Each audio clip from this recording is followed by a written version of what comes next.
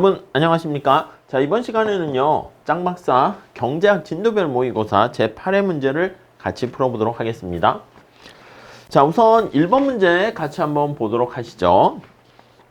자, A국은 노동을 총 10단위 가지고 있고요. B국은 노동을 총 20단위 가지고 있습니다. 두 국가는 노동을 투입해서요 X제랑 Y제를 생산하고요. 두 국가의 X제랑 Y제 생산함수는 다음과 같이 주어져 있다고 합니다. 자, 두 국가 사이에 노동 이동은 불가능한 상태이고요. 두 국가 사이에 교역이 일어나려고 한다면, 자, 교역 조건을 찾는 겁니다. 여러분, 교역 조건을 찾기 위해서는요, 우리가 뭘 아셔야 되냐면, 비교위를 우선 체크를 하셔야 돼요. 자, 비교위를 통해 가지고요, 그 값이 나오는 거 있잖아. 그 X제인지 Y제인지를 보고요. 그 사이의 값이 바로 교역 조건이 되는 것이죠. 자, 문제에 주어져 있는 정보를 한번 살펴보도록 할게요. 자, 거기 노동이 몇 명 있나 그거보다 교역 조건이라는 것은요, 기회비용 값을 찾아야 되는 것이기 때문에 거기 숫자가 Q라는 거를 잘 좀 체크를 하시고요. 여기는 A국가가 있고 B국가가 있습니다. 자, X제가 있고요. Y제가 있어요. 생산함수가 바로 X제, Y제 아웃풋의 양을 나타내는 것이죠. 자, 거기 숫자로 그냥 바꿀게요. 노동을 1 투입하면 2를 생산하는 거니까 여긴 1이고요. 여긴 1을 집어넣으면 6이고요. 여기는 1을 집어넣으면 2고요. 여기는 3이고요. 이러한 꼴이 되는 걸 알 수가 있습니다. 오케이? 이해 가시겠죠? 자, 그러니까 거기 원래 이제 10명을 투입하게 되면 10 그리고 20을 투입해서 40 원래 요거 노동 여기에만 투입하게 되면 뭐 3 이렇게 나오는 건데 한 명 투입할 때 생산 능력이니까 이렇게 보셔도 되겠어요. 자, 이때 Q로 되어 있으면요 여기 나와 있는 것처럼 올라타세요 방법을 사용하시면 되겠습니다. 만약에 숫자가 노동으로 되어 있으면 파고드세요 전략을 쓰는데 이렇게 Q로 되어 있으면 올라타세요 전략을 사용하면 되겠죠. 자, 이때 우리가 비교위 바꿀 때요. 이렇게 하면 안 돼요. 이렇게 해야지. 왜냐면 A국가가 X제 생산할 때 Y제 생산할 때 그렇게 보시면 되겠죠. 올라타세요 하면요. 2가 올라타면 돼요. 1이 올라타면 됩니다. 오케이. 자, 그 다음에 여기도 마찬가지예요. 3이 올라타면 되고요. 6이 올라타면 됩니다. 이렇게요. 자, 그럼 이렇게 바꿨을 때요. 우리가 기회비용으로 표현한다 그러면 X 생산과 관련해서는 A국가가 2인데 B국가는 2분의 1 아니겠습니까? 얘가 비교위가 있다는 것이고요. Y제 생산과 관련해서는요. 얘가 비교위가 있다. 이렇게 보시면 되겠습니다. 오케이. 자, 여기서 정리를 하게 되면 자, 여기서는 뭐 비교위를 묻지는 않았지만 A국의 경우에는 Y제에 상대적으로 비교위가 있고요. 오케이.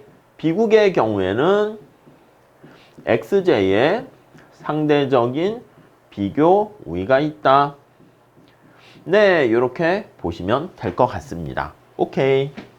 자, 이렇게 되어 있는 상태에서요. 문제는 뭐냐면 교역 조건을 찾으세요 했는데 자, PY분의 PX 이렇게 되어 있습니다. 자, 그래서요. 여기 보시면 이게 X제가 관심이 되는 거예요. 관심. 이해 가시겠죠? 아니, 그러면 X제의 교역 조건은 어떻게 됩니까? 하면 여기야. 여기 X제니까 요게 관심사가 돼요. 그래서 교역 조건은 6분의 3이니까 2분의 1이고요. 그리고 이 사이에서 결정된다. 이렇게 보시면 되겠죠. 답은 1번 이렇게 정리하시면 되겠습니다. 오케이? 이해 가시겠죠? 네, 그렇게 정리하시고요. 다음 2번 같이 풀어보도록 할게요. 자, 2번은 소국인 A국에서 X제의 국내 수요 함수와 공급 함수가 이렇게 주어져 있습니다. 자, 간단하게 그래프를 살짝 그려보도록 할게요. 자, 수요 함수는요. P는 12-Q 이렇게 되어 있으니까요. 뭐 정확하게 그리진 않아도 되겠는데 이렇게 절편이 12고 이렇게 생겨 있을 것이고요. 그 다음 공급 함수는 P는 Q 이렇게 되어 있으니까 원점을 통과하는 요게 바로 공급 함수, 수요 함수 이렇게 되어 있어요. 자, 이때 이 균형점을 이렇게 찾아보시면 자, 여기는 P가 되겠고요. 여기는 Q가 될 텐데 여기가 12가 되고요. 여기가 6 이렇게 될 겁니다. 오케이. 여기가 이제 원래 균형점이 되겠죠. 자, 이렇게 돼 있는 상태인데 거기 보시면 세계 시장에서 XJ의 가격이 4 이렇게 돼 있습니다. 자, 국제 시장에서의 XJ 가격이 4니까 이렇게 주어져 있는 것이죠. 월드 가격이 이렇게 4로 되어 있습니다. 오케이? 자, 이렇게 돼 있을 때 A국이 XJ 시장을 전면 개방을 했습니다. 원래 이제 폐쇄경제학에서 폐쇄경제에서 개방을 했다라고 한번 생각을 해볼게요. 자, 그래서 폐쇄경제하에서 이렇게 개방경제로 바뀌게 됩니다. 자, 그러면은요, 우리가 요거, 거기 문제가 뭐냐면, 그때 개방 후에 A국의 후생이 얼마나 변화하는가 할 때 요 삼각조가 요 면적이 후생이 증가한다는 것이죠. 자, 폐쇄경제에서 여기 영역을 나눌게요. 여기 A, 여기 B, 여기 C, 여기를 D라고 할게요. D, 이렇게. 오케이. 자, 폐쇄경제에서 소비자 잉여는 어떻게 되겠습니까? 하면 폐쇄경제에서 여기니까 소비자 잉여가 이거겠죠? A. 오케이. 자, 생산자 잉여는 어떻게 됩니까? 하면요. 이 삼각형이 생산자 잉여가 됩니다. 그래서 B 더하기 C 이렇게 되고요. 오케이. 자, 이랬을 때 개방을 했습니다. 개방을 해가지고요. 오픈을 하게 되면은 자, 국제시장 가격으로 물건을 살 수 있어요. 국내에서 싼 값에 이렇게 물건을 구입할 수 있죠. 오케이? 아니, 개방을 했는데 이 똑같은 XJ를 퀄리티는 똑같다고 생각하시면 되겠는데 국내 시장에선 6원에 팔렸는데 4원에 이렇게 판매가 되면 그럼 가격이 하락하니까 소비자들은 이만큼까지 소비를 합니다. 근데 가격이 하락하게 되니까 국내에서는 요만큼밖에 생산을 하지 않습니다. 이해 가시죠? 요 차이만큼이 수입의 크기다 이렇게 보시면 되겠죠. 자, 그러니까 소비자 입장에서는 더 많은 상품을 싼 가격에 구입할 수 있어서 A, B, D 이게 바로 소비자 잉여가 됩니다. A, B, D. 오케이? 자, 가격이 하락했으니까 생산자는 요 가격에 뭐 물건을 생산해야 되니까 생산량은 줄어들고요. 소비량은 증가하고요. 생산자 잉여는 C로 줄어들게 됩니다. 따라오셨죠? 자, 그래서 결국에는 총 잉여는 어떻게 됩니까? 라고 하면요. 총 잉여는 A, B, C 이렇게 있었는데 A, B, C, D 이렇게 되니까 여기 D만큼이 증가하게 되는 것을 알 수가 있어요. 자, 여기서는 후생국이 얼마나 증가합니까? 면적을 구하라고 했습니다. 이 삼각형의 면적을 계산을 하셔야 되겠네요. 오케이? 자, 국제시장에서의 가격이 여기 보시면 4잖아요. 4를 여기다 집어넣어요. 그리고 4를 여기다 집어넣어요. 공급곡선에다. 자, 그럼 공급곡선 값은 여기는 4가 될 것이고 오케이? 자, 4를 여기다 집어넣으면 12-Q 아니었습니까? 그러면 아이고 8 이렇게 될 겁니다. 자, 그러면 여기 나와 있는 요 삼각형의 면적은 후생의 증가는 삼각형이니까 2분의 1 곱하기 요 높이가 지금 2 곱하기 요게 밑에 윗변 길이가 4 이렇게 되겠습니다. 자, 그러니까 후생은 얼마나 증가한다? 예, 4만큼 증가한다. 이렇게 볼 수가 있겠죠. 어렵지 않죠? 그래서 조금 더 들어가면 지금 얘기한 것처럼 소비자 잉여는 얼마나 감소하고 생산자 잉여 소비자 잉여는 얼마나 증가하고 생산자 잉여는 얼마나 감소하고 이렇게까지 물어볼 수도 있죠. 네, 그 정도 보시죠. 자, 다음 3번 한번 볼게요. 자, 환율의 상승이 총수요 곡선과 총공급 곡선에 미치는 영향으로 적절한 것은 이렇게 나와 있습니다. 여러분, 환율이 상승하게 되면요. 자, 수출 국가와 수입 국가에 약간 영향을 미치게 되면 수출하는 사람과 만약에 수출업자 입장에서 볼게요. 수출 측면에서 볼게요. 자, 환율은요, 달러의 가격이라고 생각하시면 돼요. 자, 그래서 환율은 달러의 가격이에요. 달러의 가격이 상승하니까 미국 물건의 가격이 비싸지는 거예요. 그러면 수출하는 사람 입장에서는 수출이 증가하죠. 이해 가시겠습니까? 수입이 감소합니다. 이렇게요. 자, 그러면 순수출이 증가하기 때문에 AD 곡선이 우측으로 이동한다. 이렇게 우리가 생각할 수 있고요. 오케이? 자, 그런데 수입 측면에서 한번 볼게요. 수입 기업이라고 할게요. 자, 달러가 올라가게 되면 외국에서 수입할 때 수입 물건의 가격이 비싸집니다. 오케이? 그래서 원유 같은 거, 이런 거 가격이 어떻게 됩니까? 비싸져요. 수입제의 가격이 비싸. 이렇게 되는 거 알 수가 있습니다. 오케이? 아니, 그러면 여러분 어떻게 돼? 우리가 원자재 가격이나 수입, 원유 가격 이런 게 비싸지게 되면 코스트가 증가하는 거 아니겠습니까? 자, 그럼 코스트가 증가하게 되면 비용이 증가하니까 AS 곡선이 상방 이동합니다. 여러분, AS 곡선이 상방 이동한다? 좌측 이동하는 것이죠. 자, 그래서 거기 보시면 3번에 나와 있는 것처럼 총수요 곡선은 오른쪽 이동하고요. 총공급 곡선은 좌측, 비용을 나타내는 게 AS 곡선이죠. 상방 이동한다. 이렇게 보시면 되겠습니다. 오케이? 네, 이 정도 봐주시죠. 자, 다음 문제 한번 보도록 하겠습니다. 자, 4번 문제 같이 한번 보시면, 자, 2015년과 2020년에 빅맥 가격이 다음과 같이 변화했습니다. 일물일가의 법칙이 성립할 때 이 구매력 평가를 바로 빅맥 지수 가지고 얘기를 하죠. 자, 주어진 정보를 가만히 살펴보니까 2015년이고요. 2020년 이렇게 되어 있습니다. 자, 원화의 가격은 1,000원인데 달러로의 빅맥의 가격은 5달러래요.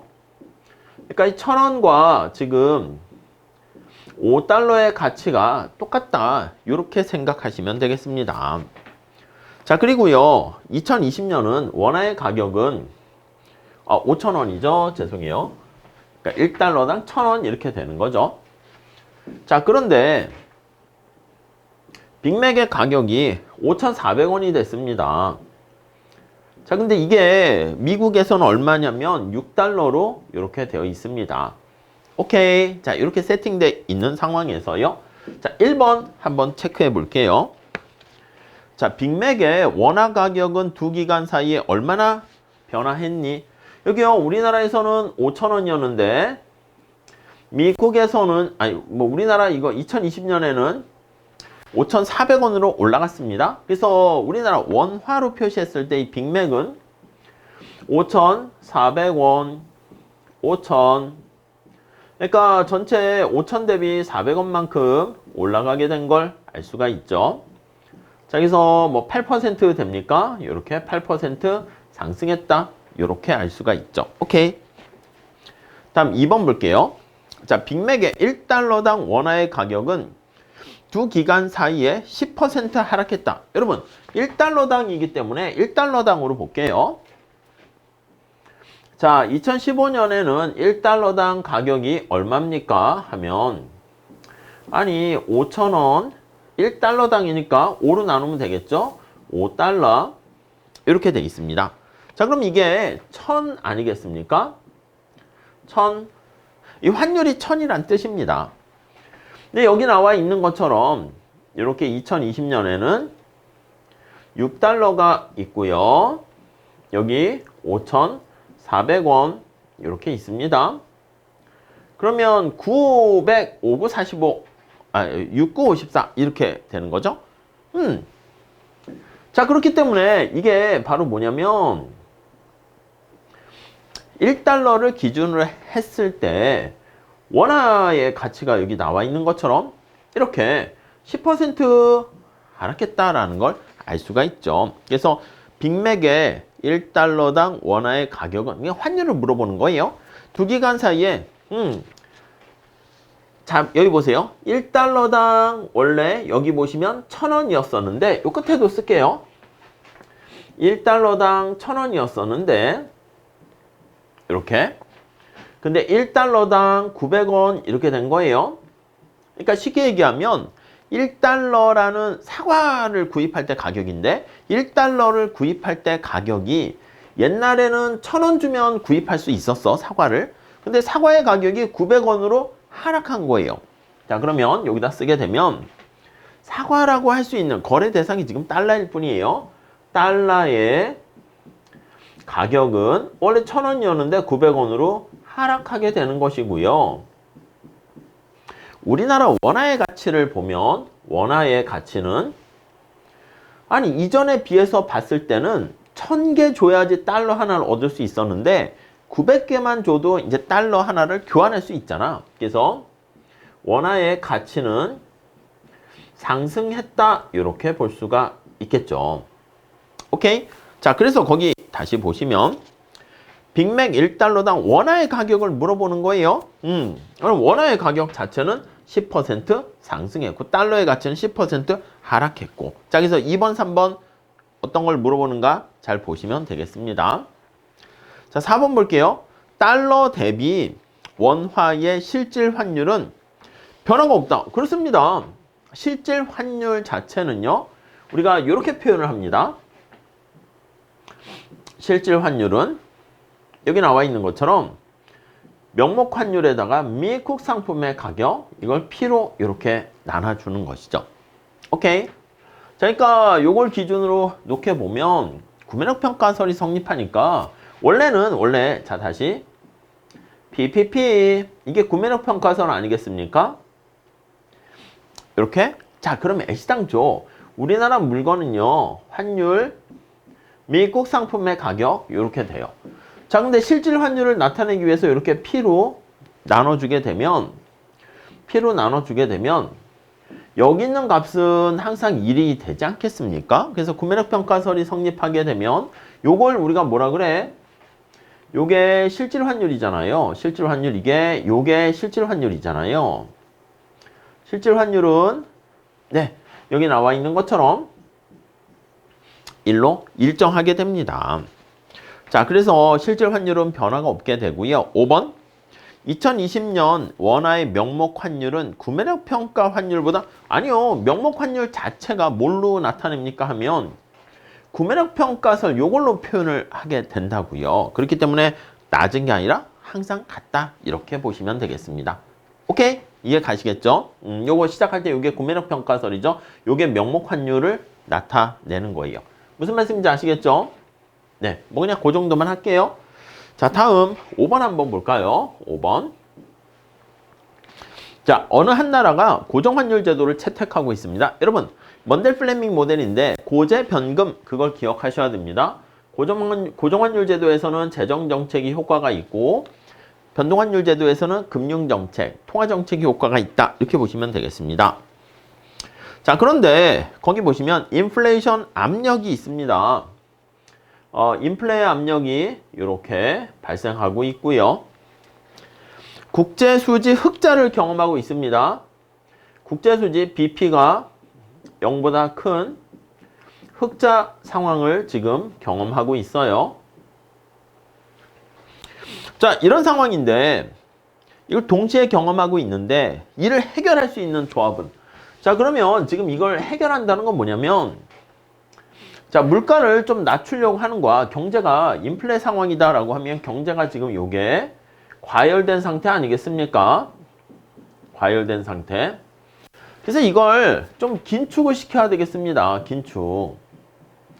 이해 가시겠죠? 근데 여러분, 고정환율 제도에서는 재정정책이 효과가 있다고 그랬죠? 통화정책, 금융정책이 효과가 없다고요. 그러니까 통화정책을 쓰면 안 되고 긴축을 하려고 그러면 네, IS를 좌측으로 이동을 해야 됩니다. IS를 좌측으로 이동을 해야 됩니다. 그럼 정부가 정부 지출을 줄여야 됩니다. 이렇게 보시면 되겠죠. 그래서 정부 지출 감소 또는 텍스는 인상시켜야 된다. 이렇게 볼 수 있겠죠. 오케이, 그 정도 보시고 다음 여러분 국제 수지가 흑자야. 지금 달러가 계속 지금 들어오고 있습니다. 그럼 달러가 계속 들어오는 거를 막아야 돼. 달러를 밖으로 나가게 해야 됩니다. 달러를 유출 이렇게 시키도록 해야 됩니다. 그럼 달러가 즉각적으로 반응해서 빨리 나가도록 하려면 어떻게 해야 달러가 나가겠습니까? 그렇죠. 우리나라 이자율보다 미국 이자율이 더 높게 되면 그러면 달러를 가지고 있는 사람이 미국으로 나가게 된다고요. 오케이. 자, 그래서 달러를 어떻게 하면 유출시킬 것인가 라고 하면요. 국내 금리를 떨어뜨려야 되는 거예요. 자, 그러면 어떻게 하면 국내 이자율이 이게 떨어지겠습니까? 하면 돈을 많이 풀어야죠. 그래서 거기 보시면 요거를 유출하도록 하기 위해서는 화폐 공급을 증가시켜야 됩니다. 물론 국민소득에 영향을 미치진 않을 거예요. 근데 이자율을 떨어뜨리게 되면서 달러가 밖으로 나가죠. 그러면 화폐 공급을 증가시키려면 어떻게 해야 됩니까? 본드를 매입을 해야 되겠죠. 매입을 해야 된다. 이렇게 알 수가 있죠. 자, 그래서 거기 보시면 아니면 본드를 매입하거나 아니면 재할인율을 지급준비율을 인하해야 되겠죠. 그래서 재할인율을 인하해서 그럼 이제 금리가 떨어지게 되는 걸 알 수가 있습니다. 자, 그래서 여기에 해당하는 게 1번 이렇게 보시면 되겠죠. 아니면 이제 법정 지급준비율도 얘기한다 그러면 법정 지준율 요것도 인하를 해야 된다라는 것을 알 수가 있겠습니다. 오케이, 이해 가시겠죠? 자, 이 정도 정리하시고요. 다음 시간에 또 6번부터 같이 풀어보도록 하겠습니다. 감사합니다.